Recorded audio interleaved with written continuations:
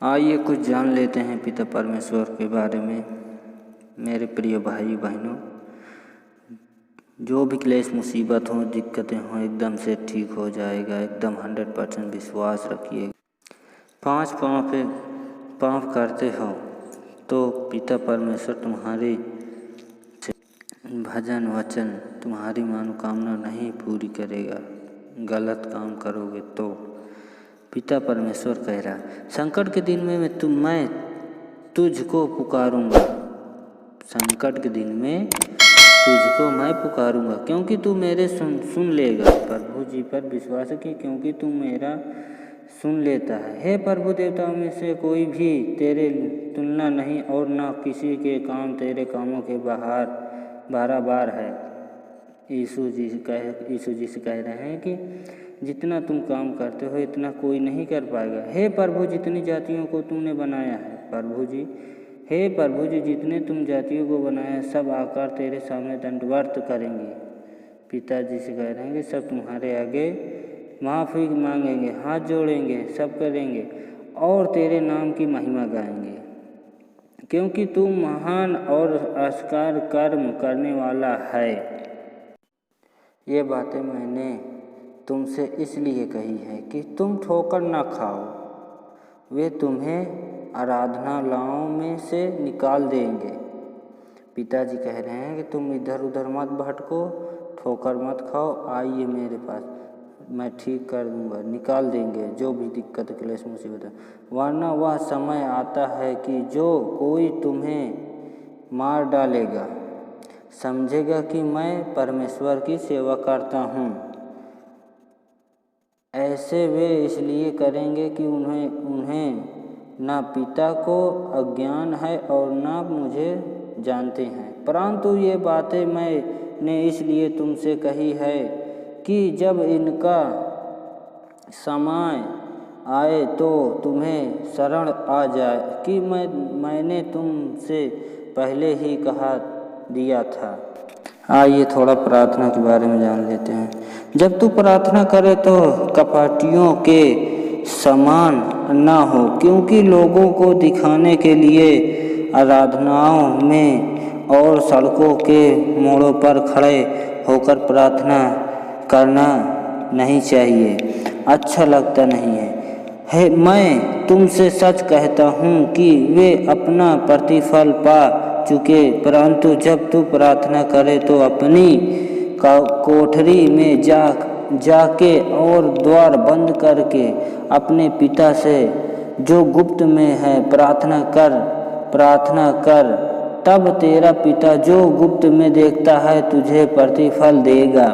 प्रार्थना करते समय अन्य जातियों के समान बक ना करो, क्योंकि वे समझते हैं कि उनके बहुत बोलने से उनकी सुनी जाएगी।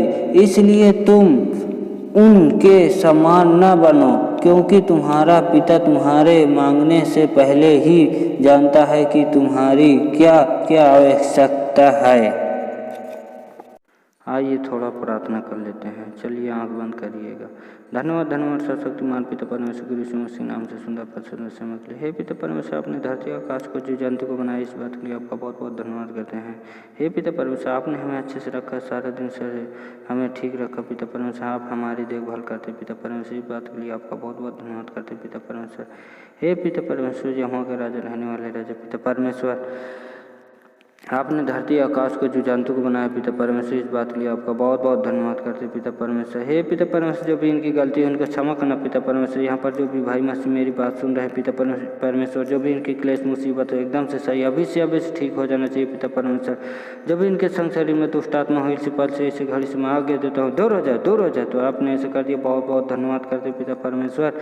हे यहाँ के राजा, रहने वाले राजा, पिता परमेश्वर, इनके घर परिवार को देखभाल करने वाले आप ही पिता परमेश्वर। जो भी इनके नौकरी नौकरी नहीं मिला, इनको नौकरी चाहिए पिता परमेश्वर। जो भी इनकी दिक्कत हो, इनके घटी कमी पूरी करना पिता परमेश्वर। पिता परमेश्वर आपका बहुत बहुत धन्यवाद करते हैं।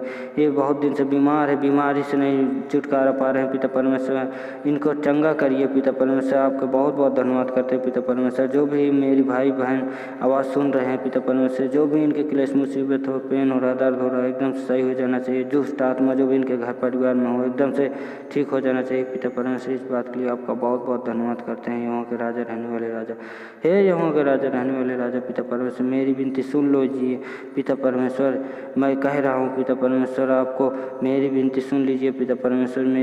मेरे भाई बहन जो भी हों, इनके दिक्कत है, जो भी इनके ठीक होना चाहिए पिता परमेश्वर। इस बात के लिए आपका बहुत बहुत धन्यवाद करते हैं पिता परमेश्वर। इस प्रार्थना के आपके बलवंत शब्द गुरु उद्धार करता गुरु यीशु मसीह के नाम से धन्यवाद। जो भी दिक्कत हो मेरे प्रिय भाई बहनों, आप हमें कमेंट में भेजिए कि मैं आपके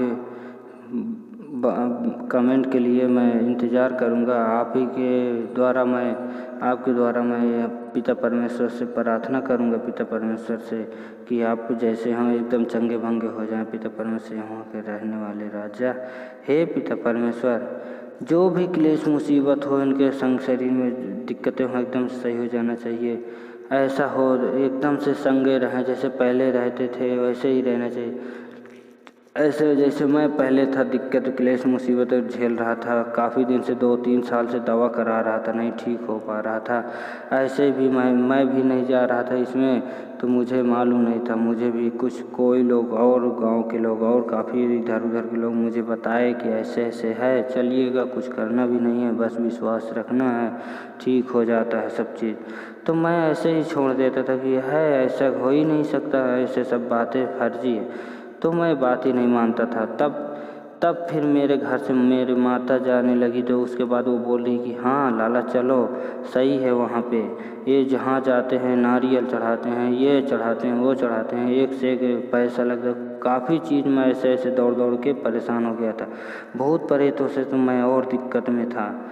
मैं ये सच कहता हूँ कि मैं बहुत कष्ट उठाया हूँ। आप ही इतना न कष्ट उठाइए कि ताकि आपको दिक्कत हो। बस आप ही आइए और आप ही भजन गाइए, वचन गाइए, एकदम से सही हो जाएगा।